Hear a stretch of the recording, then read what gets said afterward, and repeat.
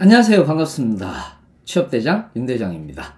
자, 이번에는 건강보험심사평가원이 떴죠. 그래서 건강보험심사평가원, 일명 심평원이라고도 부르는 이 심평원에 대한 자소서 분석을 좀 시작을 해 보려고 합니다.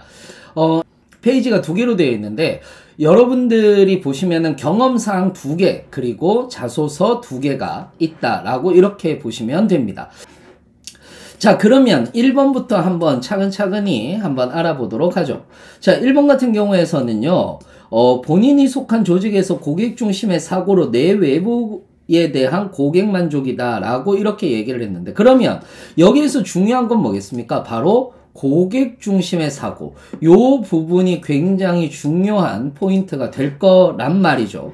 그렇다면 그걸 우리가 보면은 고객 중심의 사고가 뭐냐라는 것을 우리는 봐야 되겠죠. 고객을 내가 이해했다. 그리고 개인화된 경험을 제공했거나 고객의 참여를 증진했다. 장기적 관계를 구축했다.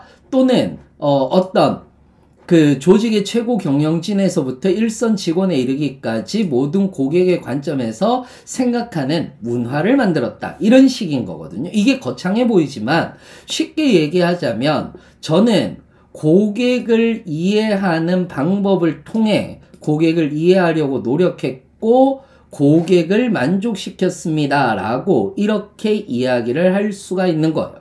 그러면 여기에서 여러분들이 어떤 식으로 구성을 해야 되느냐라고 이렇게 얘기를 했을 때에 제일 먼저 우리가 해야 되는 것 중에 하나는 바로 이거죠. 뭐냐면 경험을 선정하는 건데 특히 내부 고객과 외부 고객을 구별할 수 있어야 됩니다. 즉 내가 고객을 이해했는데 내부 고객은 어떤 고객? 동료나 상사나 또는 부서 간 될 수가 있는 거고요. 외부 고객 같은 경우는 서비스를 이용하는 대중이라든지 또는 협력회사 이런 사람들이 될 수가 있는 거죠. 그래서 그런 경험을 먼저 선정을 하시고요. 그 다음에 두 번째는 뭐냐 하면은 경험을 선정했다면 여기에 대한 이제 경험을 얘기해 줘야 되니까 상황이라는 부분들을 제시를 해 줘야지 되는 거고 특히 고객 중심 사고를 발휘해야 했던 상황 이 부분이 굉장히 중요하게 작용을 하게 된다라고 보시면 될 것 같습니다. 그 다음에 세 번째 같은 경우에서는 세 번째는 이제 본인이 맡았던 역할과 과제를 명확하게 제시해 주는 것도 매우 중요하죠. 그리고 네 번째, 다섯 번째, 여섯 번째 같이 보도록 하겠습니다. 네 번째, 다섯 번째, 여섯 번째는 바로 고객 중심의 사고를 바탕으로 내가 어떤 행동을 했다. 즉 나는 어떤 의사소통 방법을 썼고 문제 해결에 접근을 했다라고 이렇게 이야기를 하고요. 그리고 다섯 번째, 행동으로 인해 얻은 구체적인 성과인 고객 만족도 향상이라든지 또는 나는 피드백을 어떤 식으로 개선했다. 라고 이렇게 이야기를 하시면 될 것 같습니다. 자, 이렇게 봐도 모르겠다라고 하는 분들을 위해서 약간의 사례를 이야기를 좀 해드려 볼게요. 사례는 1번 항목 사례는 이런 식으로도 쓸 수는 있습니다. 자, 여기서 주의할 사항입니다. 여러분들한테 이렇게 제가 보여드리는 이유는 베껴 쓰라는 것이 아닙니다. 구조를 똑같이 하라는 얘기들도 아니에요. 여러분들이 감이 안 잡히실까봐 사례만 이야기를 드렸을 뿐인 겁니다. 자, 그러면은 한번 읽어보도록 할게요. 대학교에서 개최되는 연례 문화 행사의 조직위원회에서 활동하는 대학생의 입장에서 참가자들의 만족도를 높이기 위해서 노력을 했습니다. 자, 이걸 두갈식이라고 하는 겁니다. 즉, 저는 어떤 상황이었습니다. 또는 대학교에서 팀 프로젝트 의 상황이었습니다. 또는 팀 프로젝트 때의 일이었습니다. 로 시작하는 것이 두갈식이 아니라는 거죠.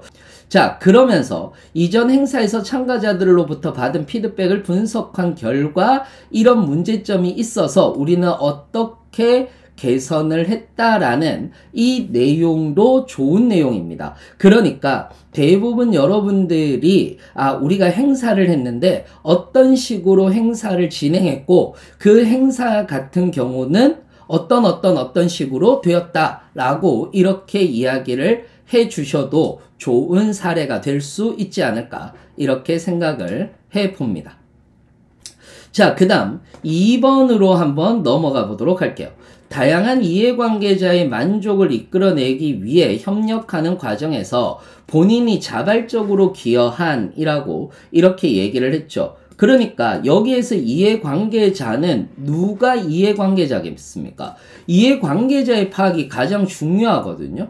그래서 이해관계자는 동료, 상사, 다른 부서, 고객, 협력기관 이런 사람들을 우리는 이해관계자라고 이렇게 얘기를 합니다. 그러니 자 1번과 2번의 경험은 달라야 하는 거죠. 같은 경험을 가지고 쓸 수는 없다라는 얘기를 여기에서는 하고 있다라는 겁니다.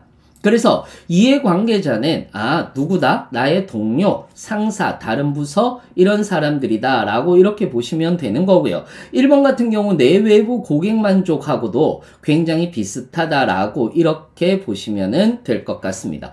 이 중에서 가장 중요한 건 협력에 대한 이야기인 거죠. 어떤 식으로 협력을 이끌어냈는지라는 것이 중요한 건데 협력, 어떤 방식으로 협력을 했느냐라고 이렇게 얘기를 했을 때 여러 가지의 협력의 유형이 나와요. 그 협력의 유형은 내부적으로 내가 협력을 했다라고 얘기를 한다면 수직적으로 또는 수평적으로 예를 들어서 상사와의 협력을 했다라고 얘기를 했거나 아니면 상위 부서와의 협력을 했다라고 이렇게 얘기를 했을 때 얘는 대부분 명령체계라든지 이런 부분들로 인해서 자원의 정보가 효율적으로 분배를 시켰다라는 내용이 들어가야 되는 거고요. 수평적 협력이다라고 이렇게 얘기를 했을 때에는 같은 수준이나 아니면은 같은 동료들 사이에서 일어나는 협력을 얘기를 하는 겁니다. 여기에서 중요한 것이 공동의 목표가 반드시 존재를 해야 되고 그 공동의 목표를 달성하기 위해서 내가 협력을 이끌어냈다라는 이런 얘기들을 해주는 것이 좋습니다. 자, 그 다음에 외부 협력 유형으로서는 전략적 제휴를 하는 경우들도 있습니다. 즉, 전략적 목표를 달성하기 위해서 다른 조직과 협력을 했다라고 얘기를 하는 건데 예를 들어서 내가 팀 과제를 했다면은 다른 조와 팀 과제를 했다라든지 이런 것들도 될 수가 있다라고 보시면 될 것 같습니다. 또는 네트워킹 방식으로 협력을 했다라는 것들도 되는 거죠. 공식적이거나 비공식적인 관계를 통해서 지식이나 정보나 기회 등을 공유하는 방식을 많이 썼다. 즉 어떤 경우들이 있느냐 하면은 예를 들어서 우리가 구글이라든지 이런 것들을 사용해서 공동 작업을 통해서 계속해서 시차가 생긴다고 하더라도 또는 내가 참여하는 시간이 다 다르다고 하더라도 모두 다 공유할 수 있는 그런 방식을 택했고 그러한 것들을 통해서 좀 더 생산성을 높였다라는 이런 얘기들을 해줄 수도 있을 겁니다. 이해되셨죠? 그리고 이 마지막에서 어떤 것들이 있을 수 있느냐 하면 마지막으로는 자발적으로 어떤 행동을 취했는지, 어떻게 협력 과정을 이끌었는지를 쓰시면 될 것 같습니다. 자, 이 부분도 여러분들이 이해가 안 되실 것 같아서 제가 사례를 하나를 들고 와 봤어요. 축제 기간 중에 여러 학과와 동아리가 같은 시간대에 행사를 진행해서 조율이 필요했고, 그래서 개별 미팅, 요 부분이 중요한 거죠. 이 부분이 매우 중요한 거죠. 그래서 각 학과와 동아리들 리더들과의 개별 미팅을 조직해서 그들의 우선순위와 필요사항을 명확히 파악했고 그리고 대학 축제 전체 미팅을 개최했다라는 내용이었습니다. 이해되셨죠? 그 다음에 협상 능력을 활용해서 우리는 문제를 해결했다라는 이런 내용으로 여러분들이 작성을 해주시면은 훨씬 좋지 않을까 이렇게 생각을 해서 사례를 들고 와 봤습니다. 자기소개서입니다. 자기소개서는 상황에 대한 부분들을 이해를 하는 것이 중요해요. 자, 이거죠. 일단 상황 설정이 매우 중요합니다. 예를 들자면 대학 프로젝트에서 지역사회의 쓰레기 문제를 줄이기 위한 캠페인을 실시를 했다. vs 본인의 학업과 아르바이트 시간을 줄여야 됐다라는 것들도 존재를 하는 거고요. 인턴 당시에 자원의 효율적인 문제로 인한 추가적인 업무가 있었다라고 얘기를, 요 부분이 중요합니다. 그러니까 그냥 단순히 추가적인 업무가 있었다라고 하기보다는 이 추가적인 업무에 대한 근거가 필요한 거고요. 우리는 그냥 캠페인을 했다라고 얘기를 하는 것이 아니라 우리가 지역사회의 쓰레기 문제를 줄이기 위해서, 즉 공공을 위해서 무엇인가를 하기 위해 노력했다라는 것도 또 될 수 있는 거죠. 봉사활동도 마찬가지입니다. 봉사활동도 공공의 이익에 들어가는 거기 때문에 이런 부분들이 될 수가 있는 거고요. 두 번째는 의사결정을 할 때 공공의 이익을 우선시하는 부분들이 있었다라고 이렇게 얘기를 하는 부분들도 있을 수 있습니다. 예를 들어 프로젝트에 참가하면 개인의 학업과 아르바이트에 영향을 미칠 수 있었지만 환경보호는 제가 가치 있게 여기는 공공이익 중에 하나였습니다 라고 얘기를 하면서 내가 왜 공공의 이익을 우선시했는지를 이야기를 해주는 겁니다. 이게 경험을 쓰는 사항과 자기소개서와의 차이인 거죠. 내가 선택을 할 수 있는 이유, 즉 나의 가치관이 드러나야 됩니다. 그리고 여기에서 내가 어떤 행동을 했는지, 그리고 마지막으로 어떻게 내가 조율을 해서, 이것도 조율 기술이거든요. 그래서 조율을 했고 공공의 이익에 어떤 기여를 했는지에 대한 결과를 이야기를 해주시면 될 것 같습니다. 자, 이제 2번으로 넘어가 보도록 하겠습니다. 마지막입니다.